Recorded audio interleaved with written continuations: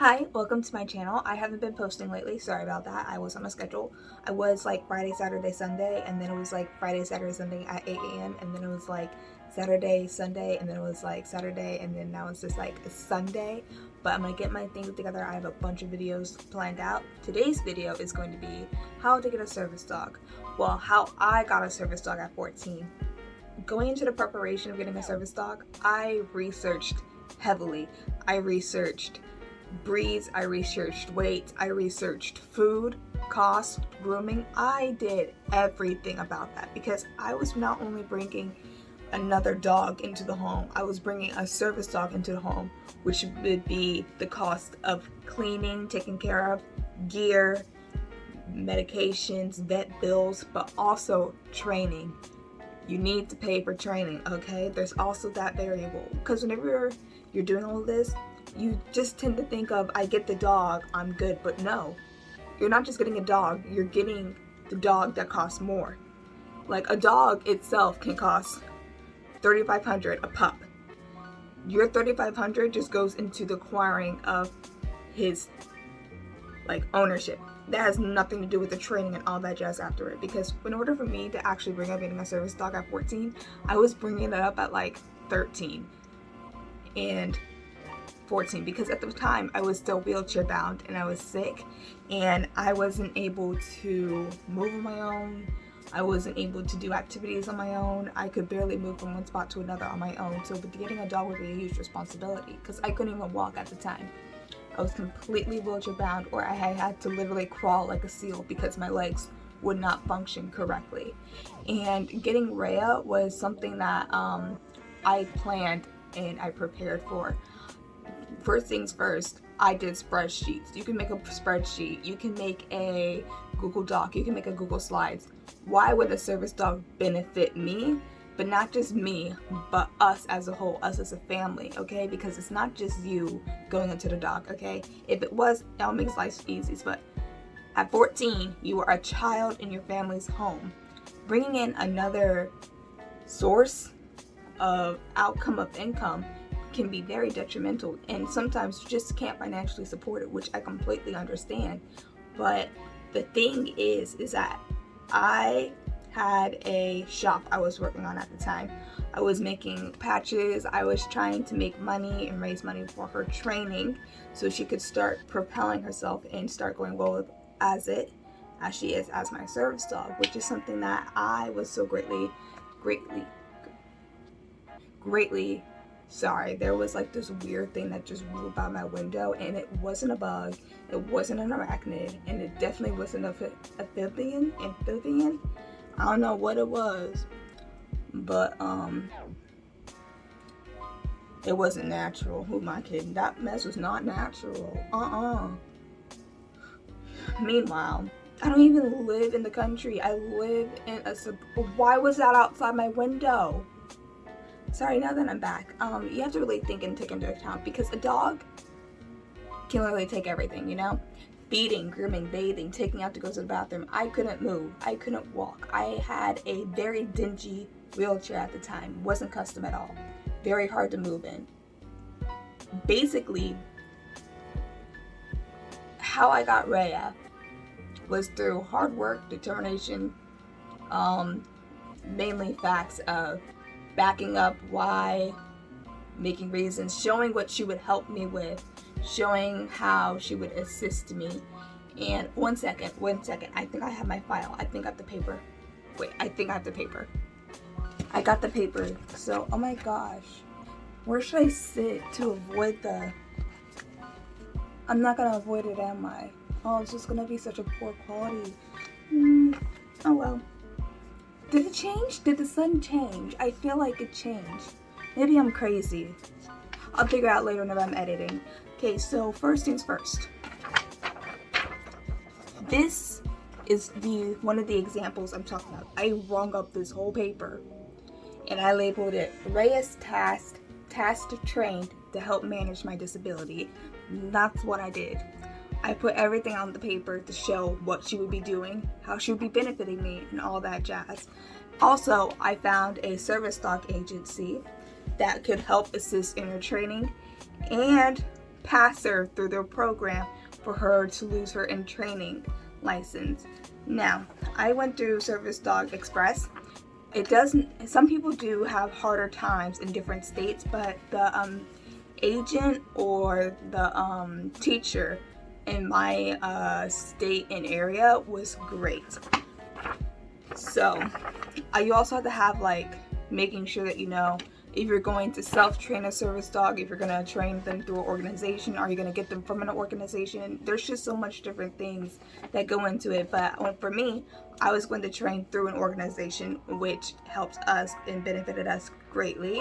And that's how I got Rhea at 14 years old, because I put up the information, I put up the statistics, the food. I literally made a spreadsheet of how much she would cost monthly, how much additional does she add to her monthly cost, how much I can put in through my shop, how much every month, and putting all those things together. So it wasn't just me then. The lighting did change. Okay, great. But putting all those things in together really helped benefit me. God dang. And it's back. But it really helped benefit me in making the statement and making the things go through. Mind you, getting a dog was really not the part of it. Getting a dog breed was not the part of it, because originally I was looking for a standard poodle.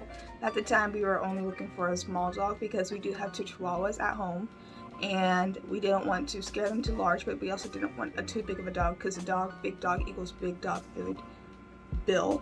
And so I started scouring the internet, and I'm gonna say this right now: do not do what I did. Do not do what I did.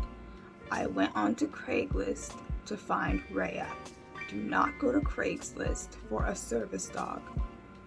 Do not. She is washed. You've met Saito. She is washed.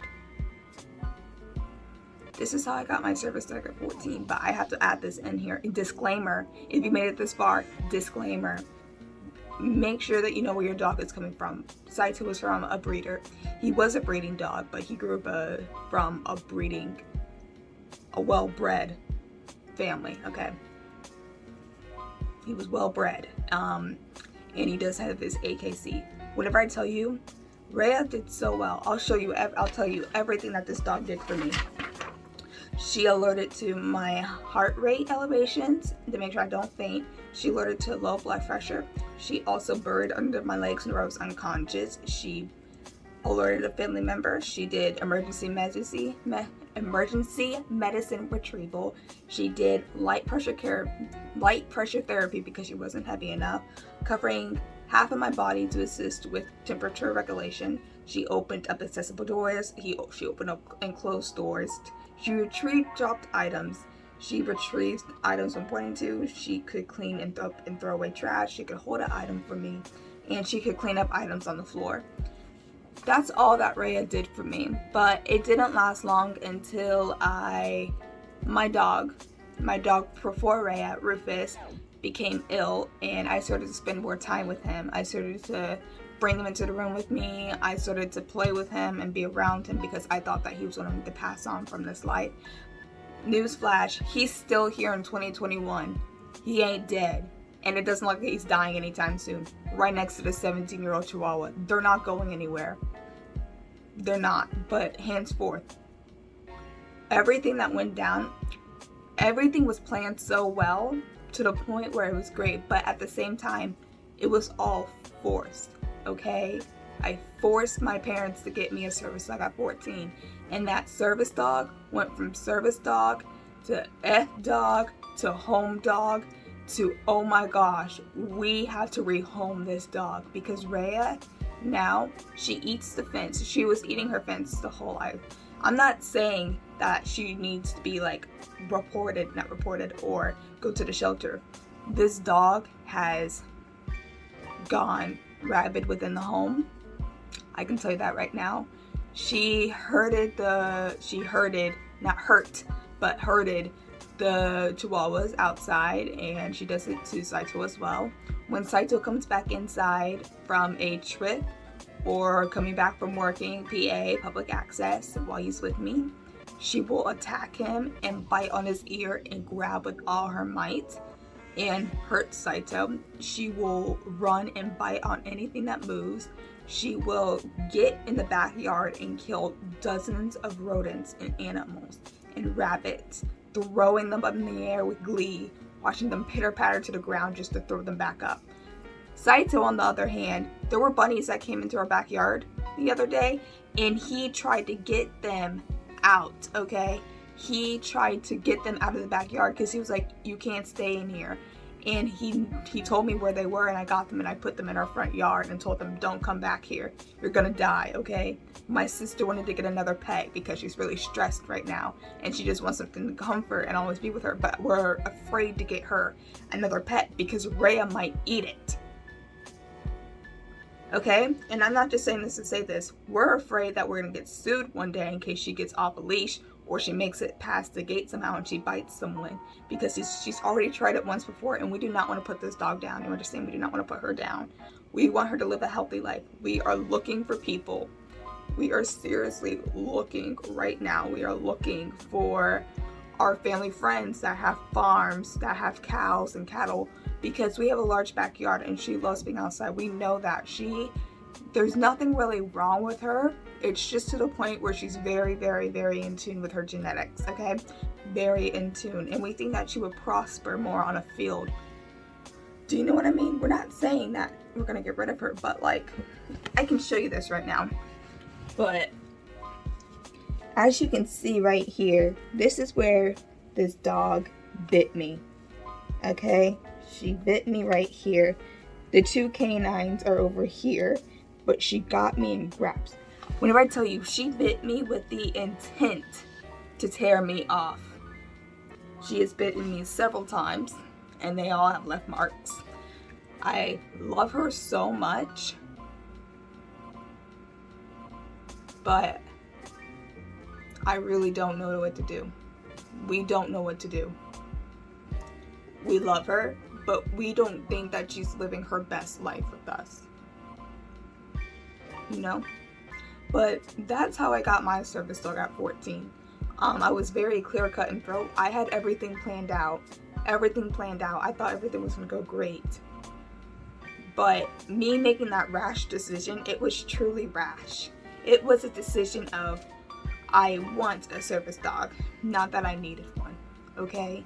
Now, trust me, if I could go somewhere without Saito right behind my back, I would pray to, but the dog knows. Saito knows he can't do that, because that puts my life at risk. And being rash is the mistake.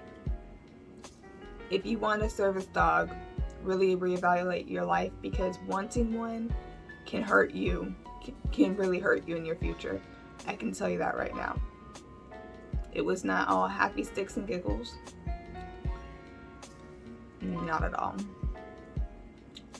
I hope this video was helpful to someone, and I really truly don't know what to say, because I want to be as true and genuine as I possibly can right now, and being true and genuine, getting a service dog at 14 and training her on my own was the greatest mistake of my life.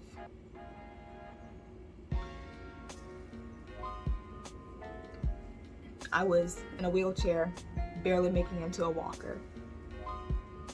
She lost her respect for me, and she no longer saw me as someone of authority. Oh, there goes my neighbor. But, yeah.